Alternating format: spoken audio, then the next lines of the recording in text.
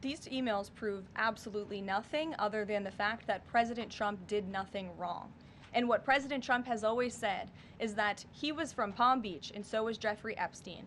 Jeffrey Epstein was a member at Mar-a-Lago until President Trump kicked him out because Jeffrey Epstein was a pedophile and he was a creep.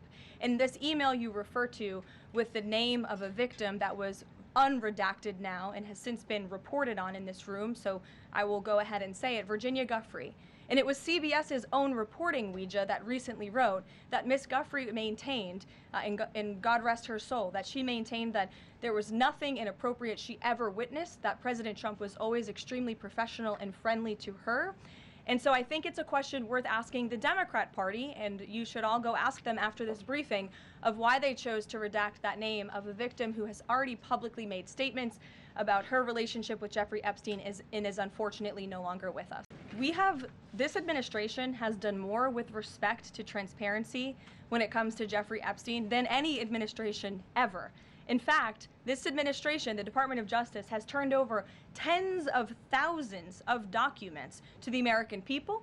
We are cooperating and showing support for the House Oversight Committee. That's part of the reason you are seeing these documents that were released today, because of the House Oversight Committee's and Republicans' efforts to get these out to the public. This administration also moved, the Department of Justice also moved to unseal grand jury testimony, which we know, unfortunately, a judge declined those requests. So this administration has done more than any, and it just shows how this is truly a manufactured hoax by the Democrat Party. For now they're talking about it all of a sudden because President Trump is in the Oval Office. But when Joe Biden was sitting in there, the Democrats never brought this up. This wasn't an issue that they cared about because they actually don't care about the victims in these cases.